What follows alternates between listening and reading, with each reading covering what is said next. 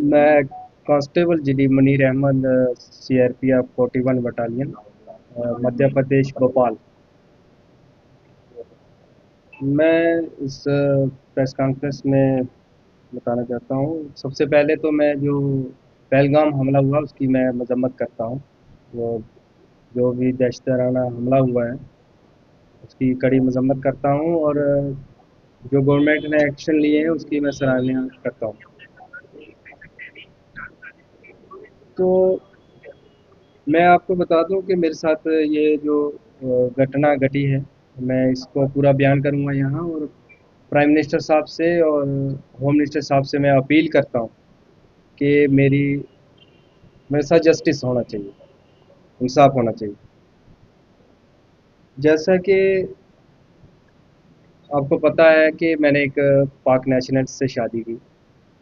मैं आपको बता दूं कि 47 जब देश विभाजन हुआ उससे पहले ये हमारा परिवार इकट्ठा एक जगह रहते थे। हम यहीं तहसील बलवाल के हंडवाल गांव में। देश विभाजन हुआ उसके बाद हमारे परिवार बँट गया। हमारे कुछ परिवार के लोग वहाँ चले गए, कुछ यहाँ रह गए। तो आपस में आना-जाना, मुलाकात चलती रही। तो उसके बाद जब हमारा टाइम आया तो हमारी माता-पिता के द्वारा जो है बचपन में ही हमारी शादी तय कर दी गई। तो फिर मैंने सीआरपीएफ में जॉइनिंग की 2017 में। 2017 में ज्वाइनिंग की, तो फिर उसके बाद जब हमने शादी का सोचा तो मैंने 2022 के 2022 को मैंने डिपार्टमेंट को इसके संबंध में लिखा कि ये हमारे मैं ऐसे शादी करना चाहता हूँ और मेरी कज़न है, और मेरे माता पिता के द्वारा ये शादी तय की गई है।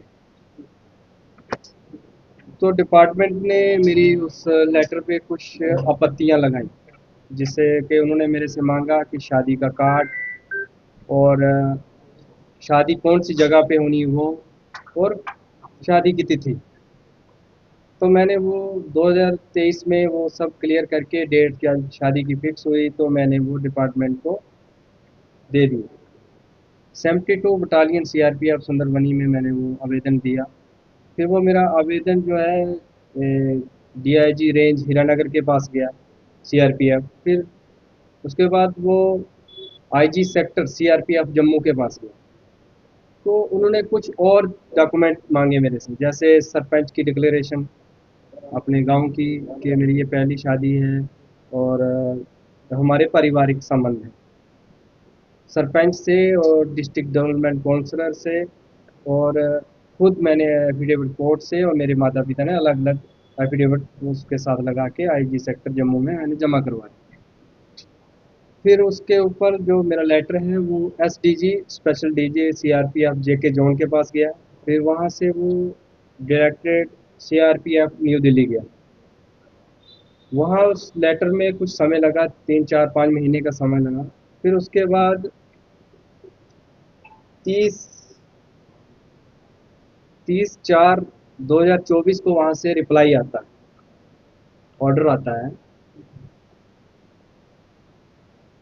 कि हमने एजेंसियों के जो भी उनके संबंधित होंगे उनके द्वारा हमने उनकी सलाह ली कि इस केस को वेरीफाई किया। फिर उसमें उन्होंने बताया कि एक गवर्नमेंट सर्वेंट जो होता है 1964 के धारा 21(3) के तहत सरकारी कर्मचारी को अपनी जब वो किसी विदेशी से शादी करता है तो उसको अपने विभाग को या सरकार को सूचित करना होता है, इंटीमेट करना होता है। तो इसमें साफ लिखा है कि पूरी जांच पड़ताल के बाद ये पाया गया कि प्रार्थी ने डिपार्टमेंट को सूचित कर दिया है। ये लिखा हुआ मैंने मार्क भी किया हुआ। ये डायरेक्टेड डीजी सीआरपीएफ दिल्ली का 30/4/2024 का लेटर है। ये प्रार्थी ने सूचित कर दिया, और नीचे ये मेंशन कर दिया कि इसमें एनओसी का कोई उल्लेख नहीं है, एनओसी का कोई प्रावधान नहीं है, सिर्फ सूचित करना होता है शादी के संबंध में। तो मैंने सूचित कर दिया, ये इसमें डायरेक्टेड के आर्डर में क्लियर है। फिर इसके बाद में मेरे फादर कैंसर से पीड़ित हैं, वो डिपार्टमेंट को पता है, डिपार्टमेंट के थ्रू उनका इलाज भी चला है। फिर उनकी तबीयत अचानक ख़राब हो जाती है, तो हम दोनों परिवारों ने डिसाइड किया कि हम मैरिज कर लेते हैं। वीज़े में अभी टाइम लगेगा, हम शादी कर लेते हैं।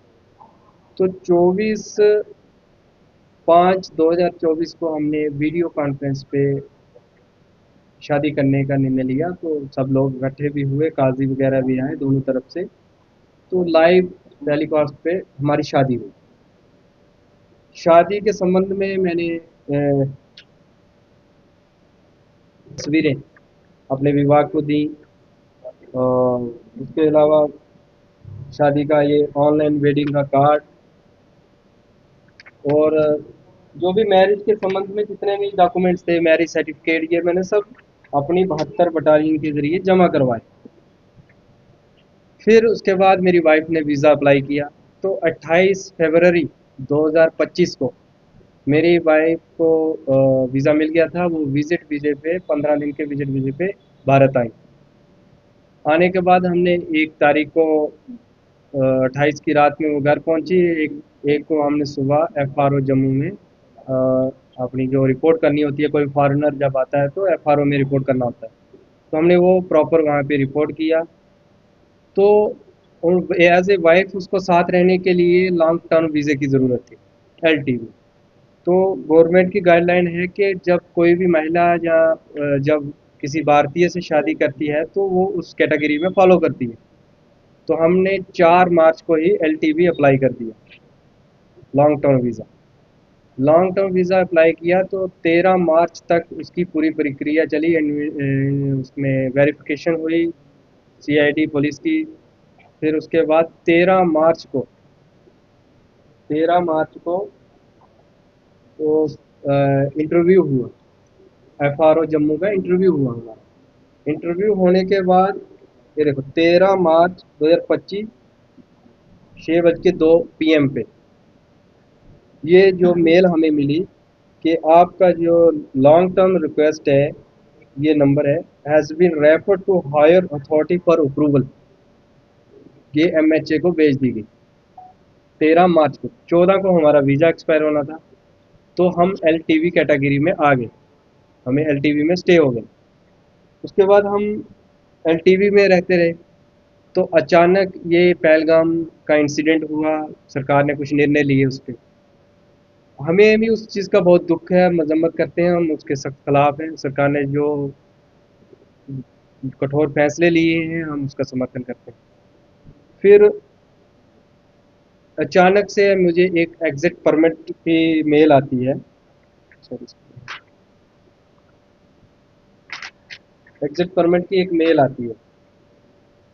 तो उसमें लिखा होता है कि आपको जो है भारत से जाना पड़ेगा, आपका एग्जिट परमिट ग्रांट हो गया। तो मैंने जब बात की तो उन्होंने बताया नहीं नहीं, आप एलटीवी में हैं। कुछ देर के बाद हमें एक मेल और आती है। ये 26 अप्रैल 2025 को 4:42 पे आती है, मेल आती है। इसमें लिखा है कि decision on your exit permit against application number stand cancelled, we are re examining your case. कि हमें नहीं जाना है, आपके केस के ऊपर दोबारा देखा जा रहा है। और गवर्नमेंट ऑफ इंडिया का जो नोटिस है, जो ऑर्डर आया था, जो ये वीज़े रिवोक का, वो ये है, उसमें क्लियर लिखा है गवर्नमेंट ने, ये सीरियल नंबर 16 वीज़े हैं। उसमें एलटीवी एक ऐसा मात्र वीज़ा है जिसके ऊपर ये कोई भी डेडलाइन लागू नहीं होती। एग्जिट परमिट जो है, एग्जिट वीज़ा, ये सभी हैं, एलटीवी वैलिड है।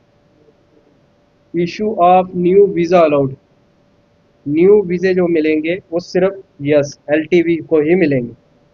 और ये ऑर्डर डेडलाइन जो है नॉट एप्लीकेबल, एलटीवी पे ये लागू नहीं होती है। ये क्लियर था। हम इसके इस दौरान हम रहते रहे। फिर 28 में भी 28 या 27 को हमें तहसीलदार की तरफ से एक नोटिस आता है विजिट वीजे का, ना कि एलटीवी का। एलटीवी का उसके उसमें कोई जिक्र नहीं है। विजिट वीजे का आता है, वो लिखते हैं कि आपका विजिट वीज़ा 22 मार्च को ख़त्म हो गया है। हालांकि हमारा विजिट वीज़ा 14 मार्च को ख़त्म हो गया था, 22 मार्च को ख़त्म हो गया है। हालांकि हमारा विजिट वीज़ा 14 मार्च को ख़त्म हो गया था, 22 को नहीं हुआ, 14 मार्च को ही ख़त्म हो गया था। तो हमने उस टाइम हमें जाने के लिए बोल दिया, तो हमने अपने एडवोकेट अंकुश शर्मा जी से बात की। तो हमने हाई कोर्ट से अपील की कि हमारे साथ ये गलत हो रहा है कि हमने ये एलटीवी में आते हैं, हमने पूरी परमिशन से शादी की है, सीआरपी को इंटीमेशन किया हुआ है, सारे डॉक्यूमेंट्स लगाए। तो हाई कोर्ट ने उसको सुना। ये उस टाइम सुना जब जम्मू से पीसीआर से हमें रवाना कर दिया था अटारी बागा बॉर्डर के लिए। हाई कोर्ट ने सारी ये चीज़ें सुनने के बाद एक ऑर्डर निकाला, जिसके ऑर्डर के तहत उन्हें बागा बॉर्डर से वापस हमारे घर लाया गया कि इनका जो ये केस है ये एलटीवी में ही फॉलो करते हैं।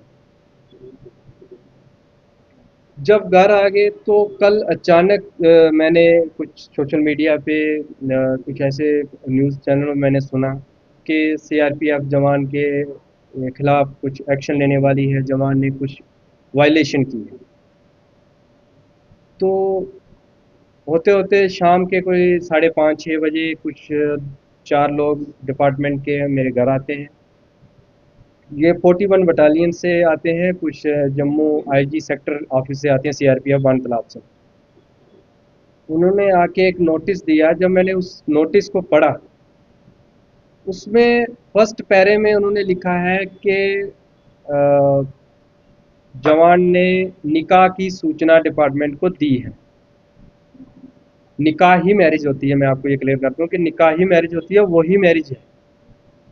निकाह की सूचना दी है, उसके बाद वाइफ को वीज़ा ख़त्म होने के बाद इलीगल तरीके से यहाँ रखा। हालांकि ये एफआरओ की तरफ से हमें अप्रूवल है, जो कंसर्न अथॉरिटी है वीज़े की, और एलटीवी में उन्होंने स्टे दिया और हाई कोर्ट ने इस चीज़ को माना है। और गवर्नमेंट ऑफ इंडिया की गाइडलाइन भी उस पर यही है, साफ क्लियर है। आप देख सकते हो इस पर लिखा है नॉट एप्लीकेबल, इस पर लागू नहीं होता जो ऑर्डर निकला है एलटीवी पे। तो उस ऑर्डर में मेरे पे लिख दिया ये सब कारण उन्होंने कि इन्फॉर्म नहीं किया। हालांकि मैंने जब मेरी वाइफ यहाँ आई, मेरे पास अभी भी प्रूफ है, व्हाट्सएप पे है। मैंने 72 बटालियन में विजिट वीजे की कापियाँ, अपने निकाह सर्टिफिकेट, ये फ़ोटो, ये सब चीज़ें मैंने 72 बटालियन में भी जमा किए। तो 72 बटालियन में मैंने ये जमा किए थे। फिर उसके बाद जब मैंने 13 मार्च को एलटीवी का मैंने प्रोसीजर जो मेरा कंप्लीट हुआ, मैंने वो भी अपने 72 बटालियन को एलटीवी के लिए बता दिया कि मैंने एलटीवी में स्टे कर रही है मेरी वाइफ। 23 मार्च 2025 को मैं छुट्टी से रिपोर्ट करता हूँ। शिवखोड़ी रियासी में मेरी कंपनी थी 72 बटालियन की। वहाँ से फिर मैं हेडक्वार्टर जाता हूँ 25 मार्च को 2025 को। कुछ ट्रेनिंग के मामले में वहाँ भेजा गया था। तो 27 तारीख को अचानक सुबह, 27 मार्च को अचानक सुबह मुझे हमारे मार्का होता है उसमें मुझे बुलाया गया डिप्टी कमांडेंट की तरफ से। तो मुझे बोला गया कि आपको ट्रांसफ़र कर दिया गया है 41 बटालियन भोपाल मध्य प्रदेश में, तो आपको वहाँ पे रिपोर्ट करना है। तो मैंने वहाँ पूछा कि क्या कारण है। मेरा अभी 2027 में जेएनके का टेन्योर पूरा होना था, क्योंकि जो जवान छत्तीसगढ़ में पोस्टेड होता है तो वहाँ से उसे चॉइस मिलती है। छत्तीसगढ़ ऑपरेशन एरिया के बाद उसको चॉइस मिलती है कि आप कहाँ जाना चाहते हो। तो मैं छत्तीसगढ़ का टेन्योर काट के मैं चॉइस पोस्टिंग जम्मू में आया था। तो मेरा 2027 में ये टेन्योर कंप्लीट होना था यहाँ। तो मुझे अचानक कर दिया। मैंने कहा कि मैं डीजी साहब का इंटरव्यू लेना चाहता हूँ कि ऐसे मुझे अचानक क्यों ट्रांसफ़र किया जा रहा है। तो उन्होंने कहा कि नहीं, आपको अभी हमने आपका मूवमेंट ऑर्डर निकाल दिया है, आप चले जाइए, आप 41 में रिपोर्ट करिए, वहाँ से आप इंटरव्यू लीजिए। जब भी ट्रांसफ़र किसी जवान की होती है तो उसमें 15 दिन या 12 दिन का डिस्टेंस के हिसाब से जेटी टाइम मिलता है, जो जो जर्नी टाइम होता है कि उस 15 दिन या 12 दिन के बाद उसको वहाँ हाज़िरी करनी होती है, रिपोर्ट करनी होती है। मेरे उस ऑर्डर के नीचे लिख दिया जेटी नॉट परमिटेड, कि इसको जेटी नहीं दी जाएगी ना। जब जाता है जवान उसको रेलवे टिकट मिलता है, उसको स्टेशन छोड़ा जाता है, उसके लिए आगे की टिकट सारा संबंध। मेरे साथ ऐसा बिल्कुल नहीं हुआ, लेकिन फिर भी मैंने आदेश का पालन करते हुए मैंने मूवमेंट ऑर्डर लिया, मुझे गेट से बाहर कर दिया, मैं यहाँ से निकला। मैं ठीक बराबर 29 तारीख को मॉर्निंग में 41 बटालियन भोपाल पहुँच गया। मैंने वहाँ जाके रिपोर्ट की। मैंने जाते ही फर्स्ट इंटरव्यू में डिप्टी कमांडेंट सर के जाते ही उसी दिन मेरा इंटरव्यू हुआ। मैंने वहाँ पूरी कहानी बताई, ऐसे ऐसे मैंने शादी की, ये हुआ। उसके बाद मुझे ट्रांसफ़र कर दिया गया। तो मैं डीजी सर का इंटरव्यू लेना चाहता हूँ इसके संबंध में। तो उसके बाद सीओ सर का इंटरव्यू हुआ, तो सीओ सर ने कहा कि ठीक है, आप आवेदन दे दीजिए, आप सीओ साहब का इंटरव्यू ले लीजिए, और आपने शादी के संबंध में हमारी बटालियन को भी एक आवेदन दे दीजिए, ताकि हमारी बटालियन को, हमारे नया सेक्टर, नया जोन है, इसको भी आपकी मैरिज के बारे में इंटीमेट हो जाए। मैंने सारे डॉक्यूमेंट्स लगाए, डायरेक्टेड का ऑर्डर लगाया सूचित होने का, मैरिज सर्टिफिकेट के सारे ए टू जेड प्रूफ मैंने उसके साथ लगाए। और एलटीवी का मैंने उसमें लिखा कि एलटीवी का अप्रूवल के लिए एमएचए को किया हुआ है, जिसकी प्रक्रिया जम्मू एफआरओ के द्वारा की जा रही है। उसमें मैंने क्लियर लिखा है। मैंने सूचित किया, वहाँ सबमिट कर दिया। और डीजी साहब का मैंने इंटरव्यू के लिए एक एप्लीकेशन दी वहाँ पे। डीजी सर के इंटरव्यू में मैंने वहाँ उसमें भी यही लिखा कि मैंने ऐसे ऐसे शादी की, ऐसे सूचित करके मैंने प्रॉपर चैनल फॉलो करके मैंने शादी की। और मेरी वाइफ जम्मू में है, मेरे पेरेंट्स जो हैं बीमार हैं, फादर कैंसर पेशेंट है, डिपार्टमेंट उससे पहले ही अवगत है। डिपार्टमेंट के थ्रू उनका ट्रीटमेंट मैंने करवाया है टाटा हॉस्पिटल मुंबई में। तो डीजी साहब के इंटरव्यू की मैंने एप्लीकेशन दे दी, वो अभी अंडर प्रोसेस में है, अभी मतलब उसकी अप्रूवल आनी है इंटरव्यू लेने के लिए। तो उस दौरान ये इंसिडेंट हुआ, गवर्नमेंट ने कुछ गाइडलाइन निकाली, तो मैं 6 दिन के लिए छुट्टी मैं घर आ गया। इसके संबंध में मैं घर पहुंचा उसी दिन ये नोटिस 12 से हुआ हमारे साथ। हाई कोर्ट से अपील की, हाई कोर्ट ने हमारी बात को सुना, हमें रिलीफ दिया। तो फिर ये अचानक से 41 बटालियन की कमांडेंट सर की तरफ से ये लेटर कल मुझे रिसीव हुआ। उसमें उन्होंने इस चीज़ का उल्लेख किया है कि आपने डिपार्टमेंट को बताया नहीं, और उसी में एक चीज़ ये भी मेंशन की है कि निकाह के लिए बताया। निकाह ही शादी होती है, निकाह नामा ही मैंने उनको दिया है। और इस चीज़ को, ये डीजी डायरेक्टर का जो लेटर है उसमें भी ये क्लियर है कि डिपार्टमेंट को मैंने सूचित किया है, और एनओसी का कोई उल्लेख नहीं है, सिर्फ इंटीमेशन करना होता है। तो इसके बरहस मुझे डिसमिस फ्रॉम सर्विस कर दिया। तो मेरी प्रधानमंत्री जी से और गृह मंत्री जी से अपील है, एक जवान की हैसियत से ही, कि मेरे साथ जस्टिस होना चाहिए। जब मेरे पास डॉक्यूमेंट कंप्लीट है, हर चीज़ मेरी प्रॉपर है, तो ऐसा क्यों, ऐसा क्यों? न्यायालय जाऊंगा, मैं हाई कोर्ट जाऊंगा, इसके संबंध में मैंने दे दिए हैं डॉक्यूमेंटेशन इसके बारे में, कि ये कोर्ट देखेगा इसमें कि क्या मेरे डॉक्यूमेंट सही हैं, क्या गलत हैं, इस चीज़ जस्टिफाई होंगे। आपका कहने का मतलब है कि आपके डॉक्यूमेंटेशन क्लियर, आप ये कहना नहीं, उसका जो प्रोसेस, जो उसका प्रोसीजर है पूरा, वो आप जब किसी विजिट वीज़े पे आते हैं तो आपको इन टाइम में उसको अप्लाई करना है, और उसका फाइनल स्टेप होता है इंटरव्यू। वेरिफिकेशन होने के बाद इंटरव्यू, और इंटरव्यू के बाद अप्रूवल के लिए भेज दिया जाता है। तो अप्रूवल में उसमें टाइम लगता है। लेकिन जब तक अप्रूवल नहीं आता तो क्या आपको राइट है कि आप जी जी कर सकते हैं? जी जी, उसकी गाइडलाइन में है, एलटीवी की जो गाइडलाइन है वो कोर्ट ने भी पढ़ी है। और जो आपने देखा होगा कि मैक्सिमम लोग जो अप्लाई किए हुए हैं, मतलब प्रोसेस में, तो वो ये जो कंसर्न अथॉरिटी होती है, ये पहले इन्फॉर्म कर देती है कि आप स्टे कर सकते हैं। इलीगल तरीके से आप ही बताओ कि कैसे रह सकता है इंसान, जब सब कुछ ऑन रिकॉर्ड है, जब आ रहे हैं, तो कोई रह सकता है?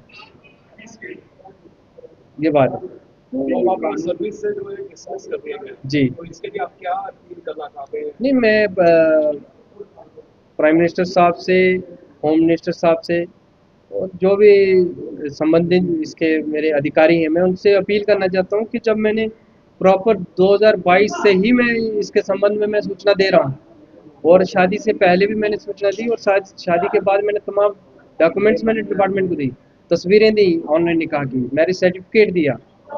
और जो 41 बटालियन जो मेरे डिसमिस ऑर्डर निकाल रही है, उनके कार्यालय में मैंने पूरे विवरण से लिखा है कि मैंने 72 बटालियन में कौन सी डेट को कौन सा आवेदन दिया है, और उन आवेदनों की कापियां भी साथ में लगाई। मुंगेर जी कारण क्या